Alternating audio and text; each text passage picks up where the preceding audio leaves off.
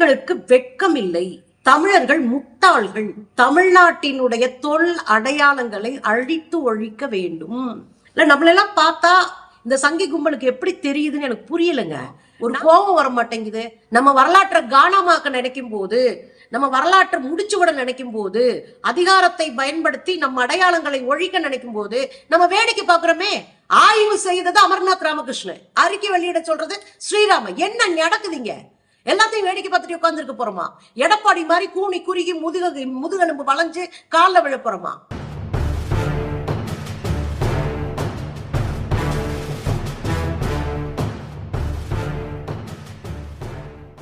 வணக்கம் தோழர்களே. தமிழர்களுக்கு வெட்கம் இல்லை, தமிழர்கள் முட்டாள்கள் என மோடி நினைக்கிறார். மோடிக்கு என்ன பிரச்சனை அப்படின்னா, தமிழ்நாட்டினுடைய தொல் அடையாளங்களை அழித்து ஒழிக்க வேண்டும். அதனால என்னென்ன வாய்ப்பு இருக்கோ அதையெல்லாம் பயன்படுத்துகிறார்கள். இப்ப 2 நாளைக்கு முன்னாடி என்ன நடந்திருக்கு அப்படின்னா, கீழடி ஆய்வில் அந்த அறிக்கையை சமர்ப்பிச்சிருக்கிறாரு அமர்நாத் ராமகிருஷ்ணன். அவர் அறிக்கை தேவையில்லை அப்படின்னு ஒரு சங்கிய கூட்டிட்டு வந்து, ஸ்ரீராம் என்கிற சங்கி இங்க வந்து அறிக்கை கொடுக்கணும் அப்படின்னு பணிக்கப்பட்டிருக்கிறார், அனுப்பப்பட்டு இருக்கிறார். இல்ல நம்மளெல்லாம் பார்த்தா இந்த சங்கி கும்பலுக்கு எப்படி தெரியுதுன்னு எனக்கு புரியலைங்க. நாமளும் இவ்வளவு மலுமட்டையா இருக்கோம், ஒரு கோபம் வர மாட்டேங்குது. தொன்மையா நாம ஒரு 6000 ஆண்டுகளுக்கு பழைய நாகரிக சமூகத்தை சேர்ந்தவர்கள்னா எத்தனை ஆண்டு பழமையான நாகரிகம் பாருங்க. 6000 ஆண்டுக்கு முன்னாடி ஒரு செழுமையான செங்கலை வைத்து கட்டிய கட்டடங்களும் தொழிற்சாலைகளும் மண்பாண்டங்களும் எழுத்துக்களும் கண்டுபிடிக்கப்பட்டுச்சுன்னா ஒரு செழுமையான நாகரிக சமூகத்துல இருந்தா அதெல்லாம் எடுக்க முடியும். அந்த சமூகத்துல பிறந்த நாம தான் ஒரு ஆரிய பார்ப்பனியன் நம்முடைய வரலாற்றை ஒழிக்க நினைக்கும் போது, நம்ம வரலாற்றை காணாமாக்க நினைக்கும் போது, நம்ம வரலாற்றை முடிச்சு விட நினைக்கும் போது, அதிகாரத்தை பயன்படுத்தி நம்ம அடையாளங்களை ஒழிக்க நினைக்கும் போது நம்ம வேடிக்கை பார்க்கிறோமே. அப்ப நம்ம முட்டா பயல்கள் தானே, நமக்கு அறிவில்லை தானே, மானம் கெட்டவர்கள் தானே. மோடி நினைக்கிறது சரிதானே. இல்ல என்னன்னா, கீழடி ஆய்வு இதுவரை நடந்த ஆய்வுகளை விட ரொம்ப முக்கியமான ஆய்வா நம்ம பார்க்கணும். ஏன் அப்படின்னா, 2010களை போல 2010, 11, 12 இந்த காலகட்டத்துல, அதுக்கு முன்னாடியே 10 ஆண்டுகளுக்கு முன்னாடியே அந்த உள்ளூர்ல இருக்கிற ஒரு ஆசிரியர் ஒரு ஓடை பாக்குறாரு. அந்த ஓடு சாதாரண பானை ஓட்டை விட அது பாக்குறதுக்கே வித்தியாசமா இருக்கு. அப்ப அந்த வரலாற்று ஆசிரியர், அவர் ஸ்கூல் வாத்தியார், அவர் அந்த ஓடை எடுத்துட்டு இது நிச்சயமா இங்க அகழ்வாய்வு நடத்தினா ஒரு பெரிய கண்டுபிடிப்புகளை உருவாக்கலாம், தொன்மத்தை அடையாளப்படுத்தலாம் சொல்லிட்டு அவர் அதை கொண்டு ஆர்கியாலஜி டிபார்ட்மெண்ட், பத்திரிகையாளர் சந்திப்பு எல்லாத்துலயும் சொல்ற. அதுக்கு அப்புறம் தான் அமர்நாத் ராமகிருஷ்ணன் அப்போ இங்க வேலை செஞ்சிட்டு இருக்காரு தொல்லியல் துறையில. அவரு வைகை நதி நாகரிகம்ன்ற பேர்ல ஆய்வுகளை நடத்த ஆரம்பிக்கிறார். அந்த ஆய்வுகள்ல பல இடங்கள்ல அவருக்கு குறிப்புகள் கிடைக்குது, சின்ன சின்ன பொருள்கள் தடயங்கள் கிடைக்குது. அந்த தடயத்தை தொடர்ச்சியா போகும்போதுதான் கீழடியில ஒரு பெரிய வாய்ப்பு இருக்கு அப்படின்றத அவர் ஆய்வின் மூலம் புரிஞ்சுக்கிறார். 2014 ஆரம்பிக்கிறாங்க அந்த ஆய்வு, முழுக்க தயார் பண்ணி இங்க தோன்றோம் அப்படின்னு. அந்த காலகட்டத்துல தன்னுடைய தென்னந்தோப்பு, காய்ச்சிட்டு இருந்த தென்னந்தோப்ப தானே முன்வந்து கரு முருகேசன் என்கிற ஒருத்தர் தன் நிலத்தை கொடுக்கிறாரு ஆய்வு செய்ய. அவரே முன்வந்து கொடுக்கிறார். இன்னைக்கு கீழடி என்கிற ஒரு தொன்மையான தமிழ் சமூகத்தின் திராவிட இனத்தின் மரபு சார்ந்த விஷயங்கள் நம்ம எடுக்கிறோம் அப்படின்னா அதுக்கு முருகேசனுக்கெல்லாம் நம்ம நன்றி உள்ளவர்களா இருக்கணும். அதுக்கப்புறம் அமர்நாத் ராமகிருஷ்ணன் 8 குழிகளை தோன்றாரு. தோண்ட தோண்ட தோண்ட தோண்ட ஆயிரக்கணக்கான ஆவணங்கள் கிடைக்குது. ஆவணங்கள்னா என்ன? சின்ன சின்ன பொருள்களா அந்த காலகட்டத்தை உறுதிப்படுத்தக்கூடியது கிடைக்குது. சோழி கிடைக்குது, உருட்டி விளையாடுற கட்டை கிடைக்குது, தங்க நாணயங்கள் கிடைக்குது, அதே மாதிரி சின்ன சின்ன இந்த பாசி மணியில கட்டுற மணிகள் கிடைக்குது, நெல் கிடைக்குது. ரொம்ப ஆச்சரியம். அதெல்லாம் பெரிய பெரிய ஃபேக்டரிஸ் கிடைக்குது, தண்ணி வெளியேற உள்ள வரவுக்குமான பயங்கர கட்டமைப்பு இருக்கு. அப்ப ஒரு 6000 ஆண்டுகளுக்கு முன்பே இதெல்லாம் இருந்துச்சுன்னா அவ எத்தனை ஆண்டுக்கு முன்பு செழுமையான சமூகமா இருந்திருக்கணும்? இதான அறிவியல் பூர்வமா பாக்குற பார்வை. அங்க கிடைக்கிற கார்பன்லாம் எடுத்துட்டு போய் நம்ம வெளிநாடுகளுக்கு அனுப்பி சயின்டிபிக்கா இது எந்த நூற்றாண்டை சேர்ந்ததுன்னா ஆய்வு பண்ணி கையில சர்டிபிகேட் வச்சிருக்கோம். அந்த சர்டிபிகேட்டை வச்சுதான் நம்ம சயின்டிபிக்கா இது 6ஆம் நூற்றாண்டிற்கு மேல, கிமு 6ஆம் நூற்றாண்டுக்கு மேல எங்க நாகரிகம் 6000 ஆண்டுகளுக்கு முந்தையது அப்படின்றத நிறுவ பாக்குறோம். இதுல அமர்நாத் ராமகிருஷ்ணன் கண்டுபிடிச்ச பொருள்கள் 13000 பொருள்கள். அதுல ஓடுகள்ல எழுத்துக்கள் இருக்கிறதா சிறப்பே. தமிழ் எழுத்து ஆதி காலத்துல குச்சி குச்சியா எழுதுவாங்களா, அந்த எழுத்து கிடைச்சிருக்கு நம்ம ஓடுகள்ல. பாருங்களே, பாத்தீங்கல்ல, இதுதான் ஆதி காலத்துல நம்ம எழுதவே ஆரம்பிச்சிட்டோம். அப்ப மொழி இன்னும் செழுமையாக்கிட்டோம்னு அர்த்தம். இதுல இன்னொரு விஷயம் என்ன தெரியுங்களாங்க, இதெல்லாம் உடைச்சு காலி பண்றதுக்கு அந்த காலகட்டத்திலே அமர்நாத் ராமகிருஷ்ணனை தூக்கி அசாம்ல போடுறாங்க. அவர் தான் இந்த ஆய்வுக்கான தந்தைன்னு சொல்லலாம். அவரை தூக்கி போடுறாங்க அசாம்ல.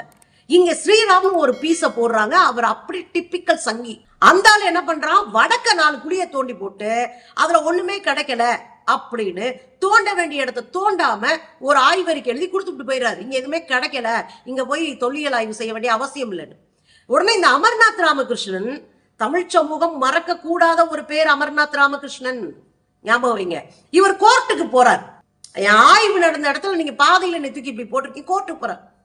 அப்படிலாம் போக வேண்டிய அவசியமே இல்லை, போட்ட இடத்துல உட்காந்து சாப்பிட்டு போயிடலாம். ஆனா நம்முடைய நாகரிகம், நம் தொன்மையை அவர் மதிக்கிறாரு. மதிச்சதுனால இங்க வந்து உட்கார்ந்துக்கிட்டு இவ்வளவு அவமானப்பட்டுக்கிட்டு எந்தெந்த ஊருக்கும் நாயடி பெயடிய தூக்கி எரியிற இடத்துல இருந்தெல்லாம் தப்பிச்சு வந்து நீதிமன்றத்துக்கு போய் உரிமை வாங்கிட்டு வந்து நிக்கிறாரு அமர்நாத் ராமகிருஷ்ணன். இவர் தான் அமர்நாத் ராமகிருஷ்ணன். பாருங்க, இந்த காலகட்டத்துலதான் 2 பேரும் மதுரையில உட்காந்து போராடுறாங்க. இன்னைக்கு எம்பியா இருக்கிற சு வெங்கடேசன், அன்னைக்கு எம்பி எல்லாம் கிடையாது, எழுத்தாளர் மட்டும்தான். எங்க எழுத்தாளர் சங்கத்துல இருக்கிற ஒரு தலைவர் மட்டும்தான். அந்த சு வெங்கடேசனும் கனிமொழி வழக்கறிஞர் 2 பேரும் மல்லு கட்டுறாங்க மதுரையில நின்னு. அப்புறம் தான் ஊருக்கு தெரிய வருது இவங்க அடிக்கிற உள்ளடி வேலையெல்லாம். இவங்க வந்து குழிய மூட சொன்னது, அமர்நாத் ராமகிருஷ்ணன் மாத்தினது எல்லாமே பொதுவெளிக்கு அப்பதான் வருது. அது விவாத பொருளா மாறுது. இவங்க 2 பேரும் போட்ட சண்டை. இவங்களுக்கும் தமிழ்நாடு மரியாதைக்குரிய ஒரு இடத்தை கொடுக்க வேண்டிய பொறுப்பு இருக்கு நமக்கு. இதை தாண்டி என்ன ஆகுது அப்படின்னா, நீதிமன்றம் போய் நான் செஞ்ச ஆய்வு, நான் தான் இந்த ஆய்வை தொடரணும் அப்படின்றாங்க. உடனே ஃபண்டை கட் பண்றான். கொடுக்கறதே 1 லட்சம் 2 லட்சம் 5 லட்சம் அப்படிதான் கொடுப்பானுங்க தொல்லியல் ஆய்வுத்துறையில. ஆனா இப்ப என்னன்னா, அந்த ஃபண்டும் நிறுத்தப்பட்டது. அந்த சமயத்துல எடப்பாடி இருக்காரு. அவர் மொத்தமே அத்தனை ஆண்டுகளும் சேர்த்தே 55 லட்சம் ஒதுக்குனார். அவரு என்னமோ கையெழுத்து கொடுக்க போற மாதிரி 55 லட்சம் ஒதுக்குனாரு. அந்த காலகட்டம் முடிஞ்சு 2021 இருந்து 24 வரைக்கும் 27 கோடியை திமுக அரசு ஒதுக்கி இருக்கு. அதுக்கப்புறம் தான் பல ஆய்வுகள் விறுவிறு நடக்குது. இப்போ தோண்ட குழிய மூடின பிறகு நீதிமன்றம் போயிட்டு இங்க வந்து அமர்நாத் ராமகிருஷ்ணன் மீண்டும் ஆய்வு நடத்துறாரு. இன்னும் பல பொருள்கள் கிடைக்குது, இன்னும் அதிசயத்தக்க பல விஷயங்கள் கிடைக்குது. ஒண்ணு ஞாபகம் வைங்க, அங்க எந்த இடத்துலயோ தோண்ட யாகம் வளர்த்த குண்டம் கிடைக்கல, அல்லது ஒரு சிவலிங்கம் கிடைக்கல, எந்ததும் கிடைக்கல. அப்ப நம்ம இயற்கை வழிபாட்டை கொண்டவர்கள் என்பதை உறுதிப்படுத்துகிறது இந்த ஆய்வு. எப்படி சிந்து சமவெளி நாகரிகத்துல நமக்கு மிகப்பெரிய ஆய்வு செய்து முகஞ்சதரா, ஹராப்பா இதெல்லாம் திராவிட நாகரிகம் என்று சொன்னார்களோ, அதை போல இங்க தோண்ட கடவுளே இல்ல, சாமியே கிடையாது, நான் இயற்கையை வழிபடுறவன் என்பது உறுதிப்படுத்தப்பட்டிருக்கீங்க. இதை தாண்டிதான் அவர் என்ன பண்றாரு, திரும்ப வந்து இங்க உட்கார்ந்து இந்த ஆய்வை எழுதி இந்த பொருள்கள் எல்லாம் சேகரிச்சு அதை கொண்டு போய் கர்நாடகத்துல வச்சு விட்டாங்க.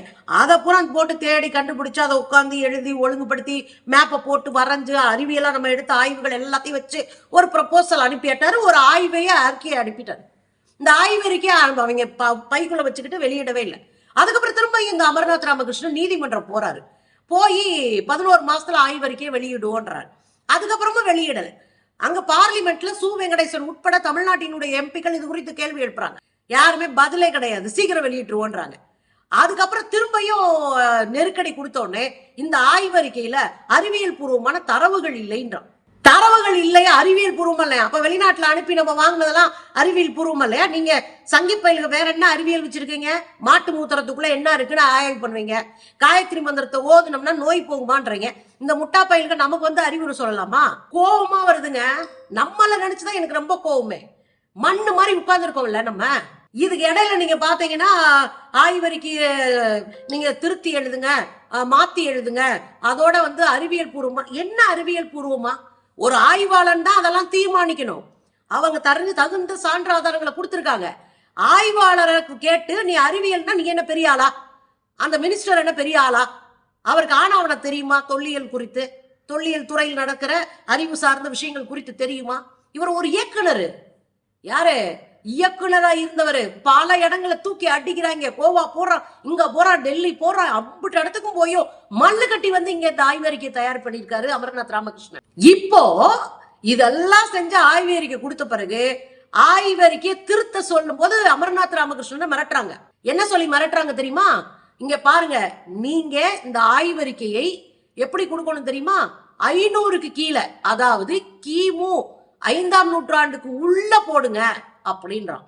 இவன் சரஸ்வதி நாகரிகம்ன்ற பேர்ல, சரஸ்வதி நதி நாகரிகம் அப்படின்ற பேர்ல இவன் ஒரு பொய்யான ஒரு ஆற வச்சுக்கிட்டு அதனுடைய படுகையை கண்டுபிடிச்சிட்டேன்னு போன வாரம் ஒரு அறிக்கை வெளியிடுறான் கூச்சல் இல்லாம. நம்மள கிடைச்சிருக்கிற ஆதாரங்களை ஒழிக்க பார்க்குது இந்த கூட்டம்.